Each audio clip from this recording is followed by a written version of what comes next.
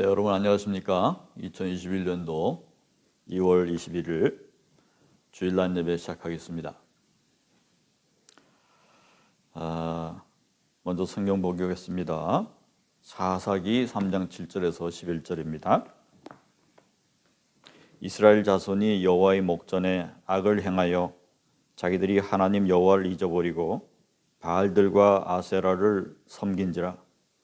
여호와께서 이스라엘에게 진노하사 그들을 메소포타미아 왕 구산 리사다임 손에 파하셨으므로 이스라엘 자손이 구산 리사다임을 8년 동안 섬겼더니 이스라엘 자손이 여호와께 부르짖음에 여호와께서 이스라엘 자손을 위하여 한 구원자를 세워 그들을 구원하게 하시니 그는 곧 갈렙의 아들 그니스의 아들 갈렙의 아우 그니스의 아들 온니엘이라. 여호와 영이 그에게 임하셨으므로 그가 이스라엘의 사사가 되어 나가서 싸울 때에 여호와께서 메소포타미아 왕 구산 리사다임을 그의 손에 넘겨주시매 온니엘의 손이 구산 리사다임을 이기더라. 그 땅이 평온한 지 40년에 그나사의 아들 온니엘이 죽었더라. 아멘. 믿음으로 승리하자라는 제목으로 말씀을 증거하도록 하겠습니다. 여러분 한 주간 동안 잘 지냈어요? 여러분 종영설을 어떻게 하시는지 모르겠는데 될 수 있으면 오전 중에 바로바로 예배를 참여하시기 바라요. 자, 우리는 믿음의 가치와 능력을 상실하는 경우가 종종 있는 것 같아요. 예. 지금 코로나 시대에 더더군다나 이런 환경 속에서 하나님께서 우리를 돕지 않으시는가 이런 생각을 하는 경우도 있잖아요. 오늘 본문에 있는 그 경우가 바로 이렇게 구원자를 바라는 그러한 이스라엘의 그 상황 속에서 하나님께서 어떻게 역사하셨는가를 보여주는 중요한 장면인 것 같습니다. 우리가 많은 사람들 보면 믿음 없이도 살 수 있고 믿음을 동원하지 않는데도 살아가는데 아무런 지장이 없을 뿐더러 별다른 영향을 끼치지 않는 것 같기도 하는 거죠. 그러나 실제 역사를 이렇게 살펴보게 되는데 개인사 속에서 돌이켜 생각해 볼 때도 그런 생각은 매우 위험한 생각이라는 것을 알 수 있습니다. 역사 속에서 우리는 치열하지 않을 때가 없었고 또 우리 개인 역사, 개인사 속에서도 위험과 시련을 겪지 않은 때가 없었어요. 다만 그것이 큰 위험이 되지 않고 비껴갔던 경우가 많이 있습니다. 그래서 우리가 모든 것에서부터 안전한 그 환경 가운데 우리가 거한다고 생각하지만 사실 돌이켜보면 그렇지 않은 경우가 너무나 허다한 것을 알 수 있어요. 급사 운전자를 생각할 때 그 안전을 일부 이렇게 담보하기 위해서 보험은 보험이라는 거 다 들고 또 운전자 보험까지 들고 상해 보험도 들어놓고 이렇게 한단 말이지.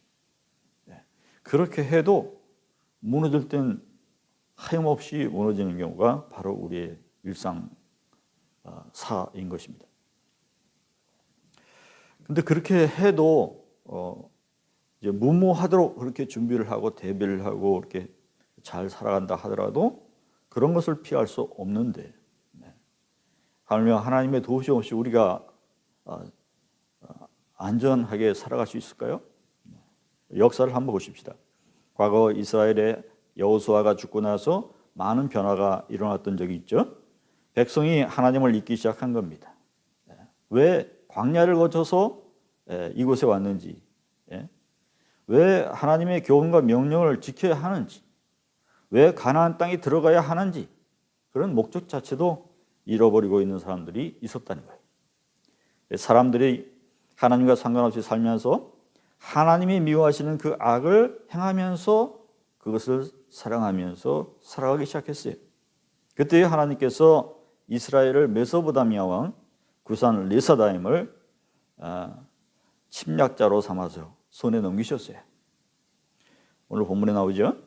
구산 리사다임의 이름이 영어로는 더블 위키드니스, 그러니까 사악한데 두 배로 사악한 자야.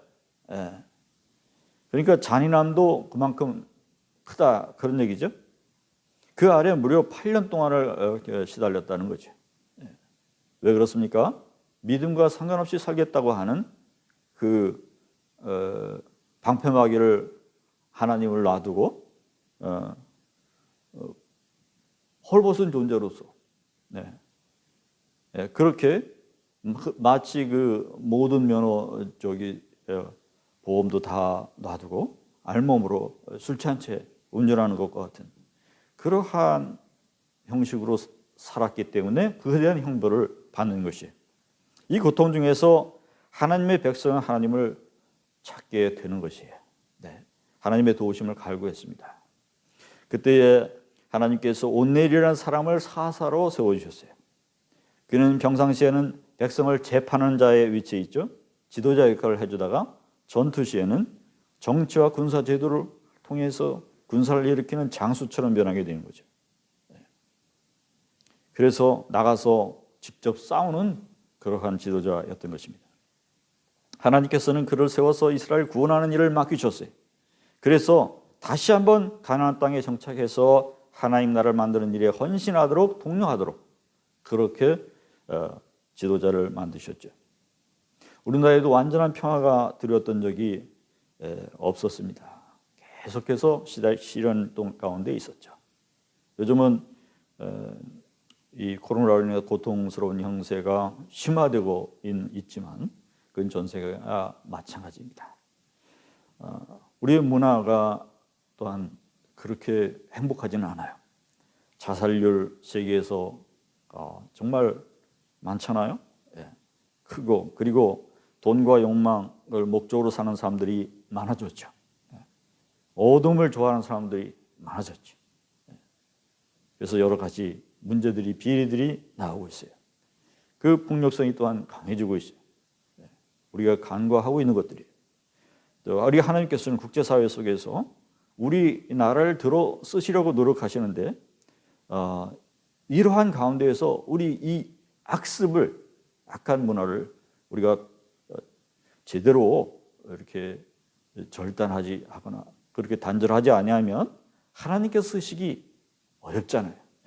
하나님께서 이런 시련을 주실 때에 하나님의 우리의 문화에 무슨 목적이 있겠구나 이렇게 생각하는 우리 모두 위정자들과 우리 모두가 될 수 있기를 바랍니다. 그러면 사사기 당시에 하나님께서 어떻게 하셨습니까? 첫째는 이스라엘이 하나님을 향해 부르짖게 하셨어요. 그렇죠? 그래서 이스라엘이 하나님을 부르짖더니 9절에 말씀했습니다. 부르짖게 만드시는 거예요. 믿음 없이 사는 것이 행복하고 자유롭고 뭐 그렇게 그런지 모르겠는데 그런데 그 뒤에는 더 어려워지고 더 고통스러워진다는 거예요. 하나님께서는 이스라엘이고 가나안 땅을 정복해 들어갈 때에 그 모두를 다 쫓아내시고 죽이라고 명령하셨어요. 그리고 이스라엘은 남겨두고서 타협을 했습니다. 그들을 인정하고 그들은 하나님의 도우심을 받기 시작했습니다. 그들은 농사의 기술을 전수받아서 소득이 많아졌습니다. 그러다가 메소포타미아의 침략을 받아서 비참한 결과를 내고 말았습니다. 그러니까 이스라엘이 그 자녀 백성들을 남겨놓는다는 것이 그것이 종교의 신수성을 떨어뜨린 거예요. 가정교 문화가 된 거죠. 그래서 나중에 부패하게 돼서 이렇게 메소포타미아의 침략을 받을 때에 보면 하나님을 올바로 아는 자가 없게 되는 그런 결과를 내게 된 거죠. 하나님은 스스로 꾀를 내다가서 이스라엘이 스스로 꾀를 내다가 8년간을 버티며 괴로움을 당하게 된 이유. 그 뒤에 깨닫게 된 거예요. 그리고 와서 하나님 앞에 엎드리게 된 것입니다. 그들은 이 상황을 스스로 바꿀 수 없다고 하는 것을 깨닫게 된 거예요. 울부짖는다는 것은 현실에 고통스럽다고 하는 것을 말하는 것이고 그럼에도 불구하고 스스로 이 상황을 바꿀 수 있는 방법이 무엇일까? 그것은 하나님께 나와서 울부짖는 것이었어요. 그래서 믿음을 회복하는 것이었어요. 여러분도 고통받는 것이 있습니까? 마음 가운데 아픈 것, 상처받는 것 있습니까? 하나님께 나가라는 뜻인 거예요. 그때를 놓치지 마세요. 이스라엘 백성들이 그렇게 했듯이 하나님께서 그렇게 하도록 하기 위해서 여러분을 고통스럽게 하시는 것일 수 있어요. 그래서 하나님께 나아가면 하나님께 기도하라는 거죠. 그렇게 매달리라는 거죠. 그때 하나님께서 길을 보여주시고 메시지를 주시는 거예요. 우리 가정의 미래와 우리 나라의 미래 위에서 함께 기도했어요. 하나님께서 그 비전을 보여주실 겁니다. 하나님께서는 약속을 들으시고 응답하실 겁니다. 다시 그 기회를 잡게 될 것입니다. 할렐루야. 두 번째로, 첫 번째로 기도하게 하셨는데, 두 번째는 믿음의 가치와 능력을 발견하셨어요. 이런 위기 가운데서 믿음의 가치와 능력을 잃어버리고 있었는데 그것을 발견하게 하셨어요. 하나님께서는 온누리를 선택하셨죠. 그리고 비로소 이스라엘의 기도를 들으시고 응답하기 시작하셨습니다. 9절에 다시 한번 봅니다. 이스라엘 자손이 여호와께 부르짖음에 여호와께서 이스라엘 자손을 위하여 한 구원자를 세워 그들을 구원하게 하시니 곧 갈렙의 아우 그나스의 아들 온넬이라. 아멘. 여기 온넬이라는 사람이 어떤 사람이라고요? 갈렙의 아우. 갈렙의 아우고 그나스의 아들이라 그렇게 나왔어요. 그는 80세의 노장입니다. 갈렙은 5살 많은 85세입니다. 하나님은 여호수아 이후에 갈렙으로 그 유다 지파가 정복을 하도록 선봉에 서서 제일 먼저 정복하도록 그렇게 하나님께서 도우셨어요. 그럴 때 아도니 베섹을 죽이고 예루살렘까지 들어갔습니다. 그게 누구라고요? 갈렙이라고요. 갈렙을 사랑하시고 축복하신 거죠. 그래서 헤브론을 또한 공격해 들어갔어요. 또 이 가정의 특징은 무엇이냐? 믿음의 가정이에요. 아우니까 같은 집안이죠.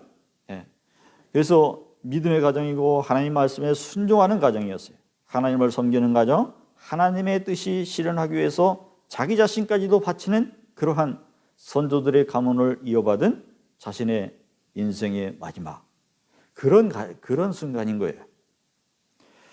2011년에 3월 11일 2시 진도 9.0으로 일본 대지진이 일어났었어요.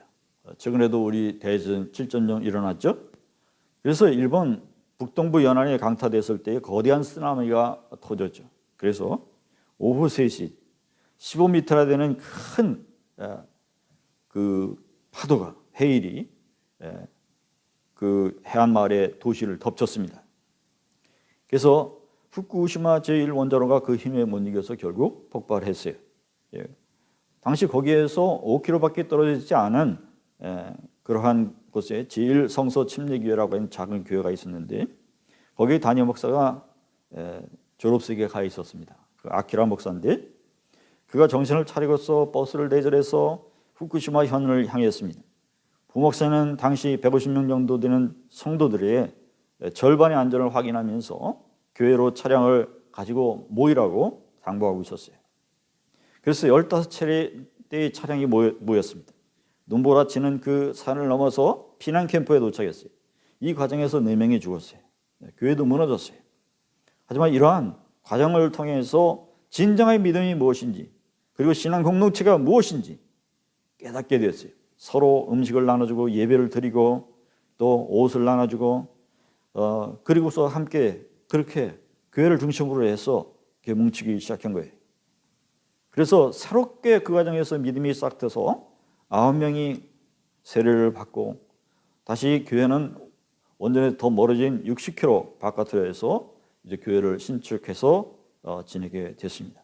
하나님께 울부짖게 했고 믿음의 가치와 능력을 발견하게 했고 그 믿음이 결국 승리하게 됐던 겁니다.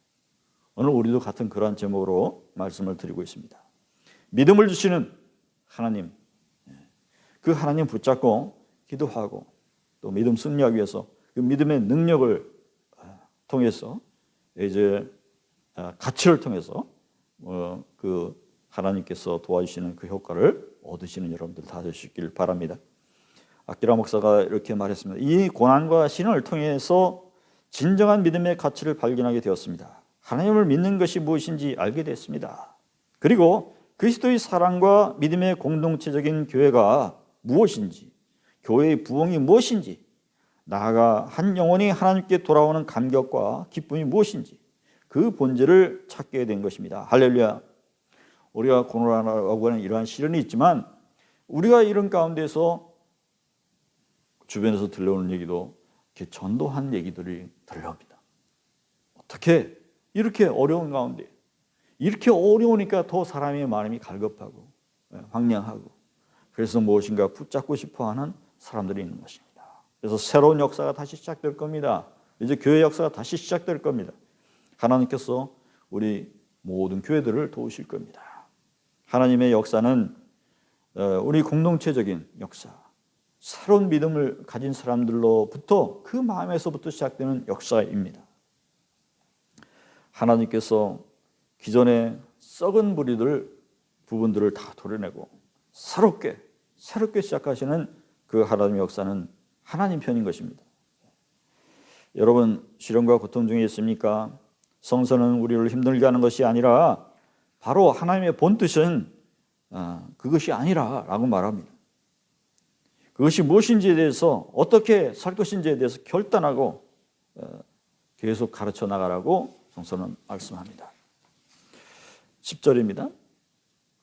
여호와의 영이 그에게 임하셨으므로 그가 이스라엘 사사가 되어 나가서 싸울 때에 여호와께서 메소보다미아 왕 구산 리사다임을 그의 손에 넘겨주심에 온니엘의 손이 구산 리사다임을 이기니라. 아멘.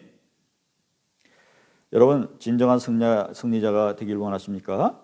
믿음을 회복해야 됩니다. 그리고 말씀을 붙잡으십시오. 고난과 시련이 오고 나서야, 그것도 8년이 지나고 나서야 깨닫지 마시고 바로 하나님께서 내게 시련을 주시면 기도하고 붙잡으라는 뜻이구나 깨닫는 여러분 되시기 바랍니다. 남의 일이 아니고 여러분 스스로에 닥쳐지는 일들입니다. 우리의 고난과 시련의 계절이 닥치기 전에 믿음으로 충만하게 준비되어 있으면 그런 것에 대해서 쉽게 건너고 이제 평온을 유지할 수 있습니다. 우리 물질의 주인이 되시고 쾌락과 자기만족의 최고의 목표가 되어 있는 이 세상 속에서 여러분들은 믿음제일주의로 살아가서 인생의 승리자가 될 수 있기를 바랍니다. 마지막으로 세 번째로 평안이 찾아오게 됩니다. 이러한 일들 속에서 하나님께서 원하시는 것은 기도하게 하셨고, 그리고 믿음의 가치와 능력을 발견하게 하신 거예요. 그 다음에 찾아오는 것은 평안이었습니다. 할렐루야. 11절입니다. 그 땅이 평온한 지 40년에 그나스의 아들 온니엘이 죽었더라. 아멘.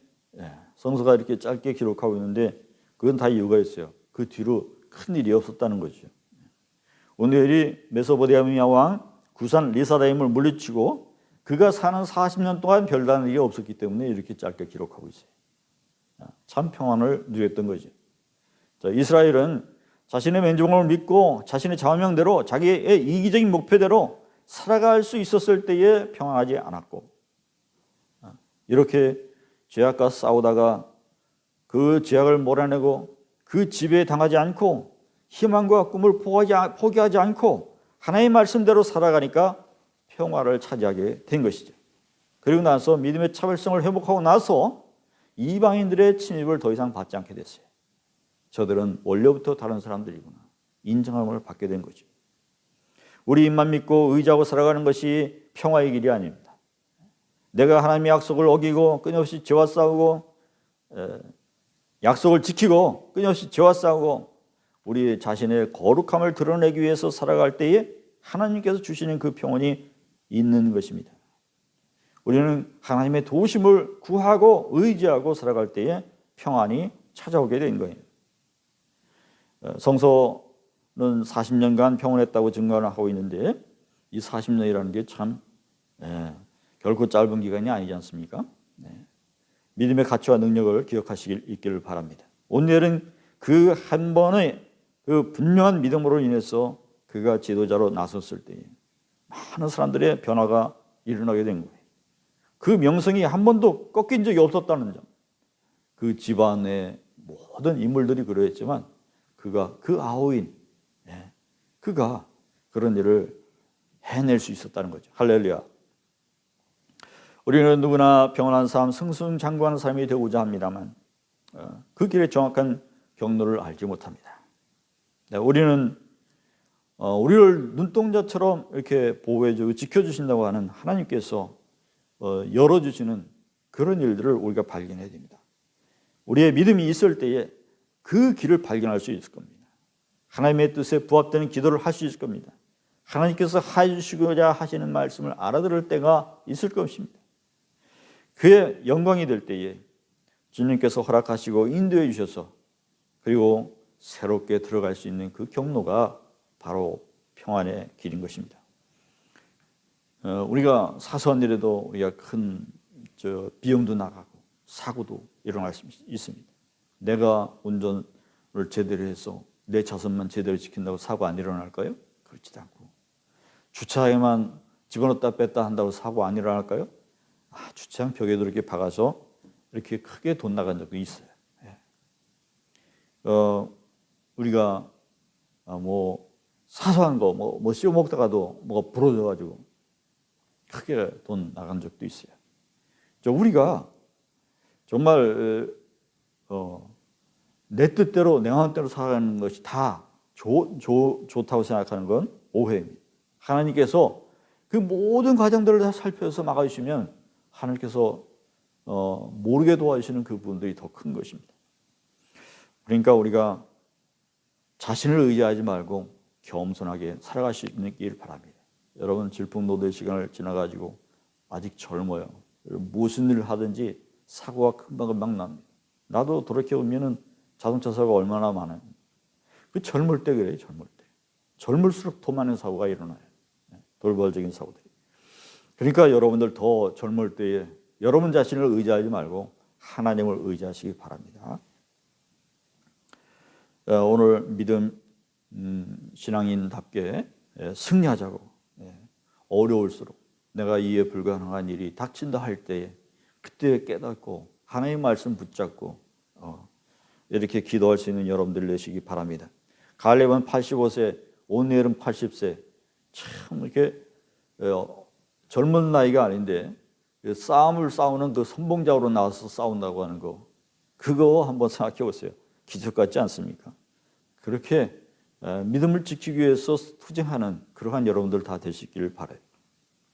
그래서 하나님께 순종해서 인생 승리하시고 또 하나님을 기쁘시게 할 뿐 아니라 여러분들이 속한 모든 공동체에서 좋은 모범이 될 수 있는 여러분들 될 수 있기를 바랍니다. 기도하겠습니다. 사랑의 하나님 감사합니다. 오니엘을 이스라엘에게 주신 것처럼 하나님께서 이 과정에서 기도하게 하시고 믿음의 가치를 발견하게 하시고 또 평안할 수 있는 길을 얻게 하신 것을 감사드립니다. 그와 같은 방법으로 우리도 이 코로나 시대의 어려운 여건 속에 있는 우리 개개인의 가정 역사와 우리의 삶 하나님께서 지켜주시고 인도하여 주시고 우리의 구원자를 보내주옵시기를 간절히 바랍니다.